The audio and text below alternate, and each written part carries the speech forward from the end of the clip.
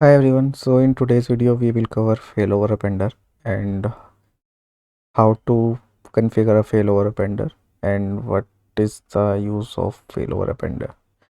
So failover appender basically it is very powerful uh, for building a resilient logging setup or system, especially for a production environment where you want to avoid losing logs, right?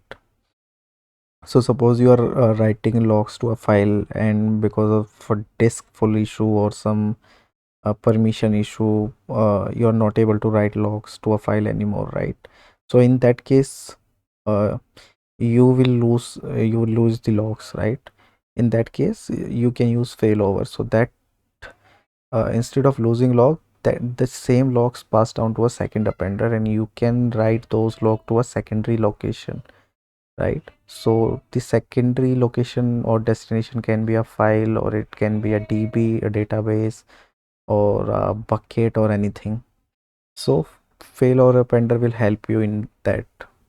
So in failover appender we have a concept of primary appender and then secondary appenders. So we can have one primary appender and we can have as many as secondary appender. So first, the failover appender try to push log event to primary appender.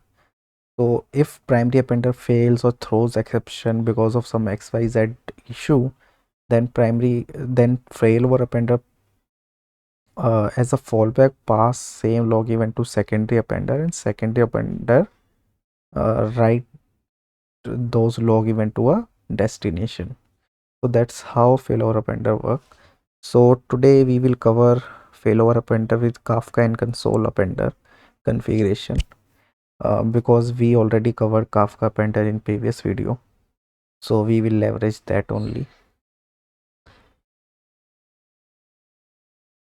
So here you can see failover appender has these many parameter, right? So important one is this ignore exception. So by default ignore exception is true, which mean it will not throw exception. Uh, but for failover appender to work, we need to set this property as false, because failover appender will check if your primary appender has thrown any exception or not. If any exception is thrown by a appender, then it pass the same log event to a fallback secondary appender. So that's why we need to set this ignore exception as false. So I have already created a XML file here where I am using Kafka as a primary appender and console as a secondary appender, and I have defined a failover appender prime with primary Kafka appender and secondary console appender. You can define as many as secondary appender you want here. So let's run our application once. I already have Kafka running on my local machine.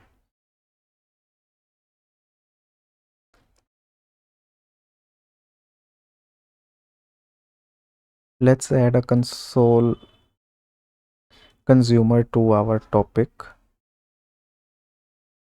So this is the topic where we will be pushing logs.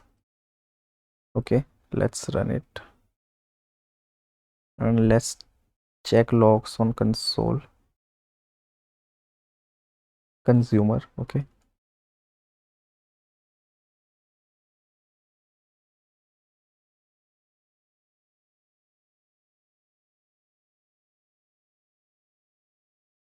so it is saying log failover not present in metadata after 50 seconds. Okay, let's increase the max block size to 200 ms.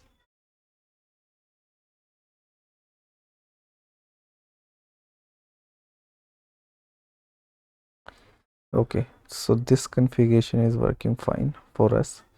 You can see our application has started and it is up and running. Let's try to hit this endpoint. It is giving success, and we can check logs on console on consumer as well. So we are getting all logs event. Let's do one thing. Let's try to delete this topic And you can also search in console. There is no log, right?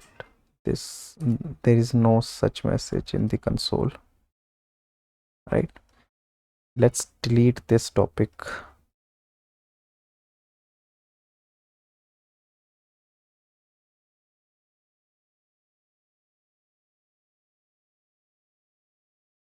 So the topic is deleted now, right? Now let's try to hit this API again.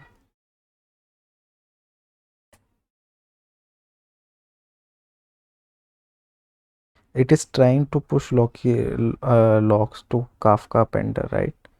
But it is failing. So as a fallback, it will print those log on console.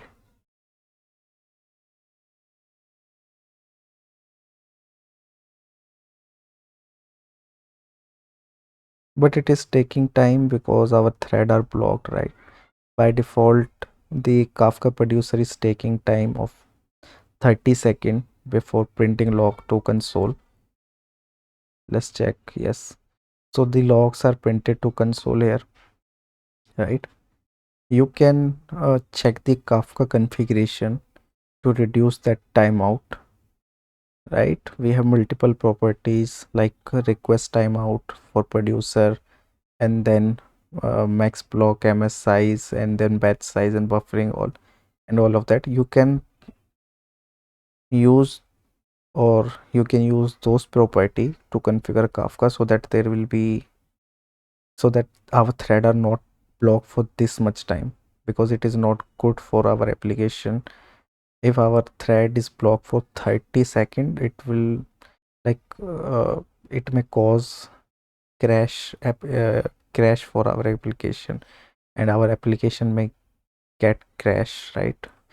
So you can check for the properties and how to configure Kafka producer efficiently, right? Just go through this documentation and check for properties like max block and request timeout, right? And see how it works. Let's check it out.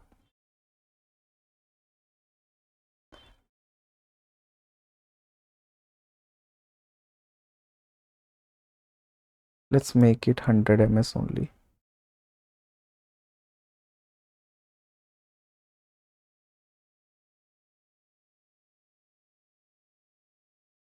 Now you can see our logs are getting printed on console, right? If I hit our endpoint, it will not take much time, right? It is giving a response within a second, right? And same message can be checked on console. Failover. What was the message? Acha, testing failover message, right? So you can go through the documentation of Kafka producer config for better performance. So that's how failover appender actually work. So try and test it. It will be beneficial for your production setup. Thank you very much. Please like, share, and subscribe.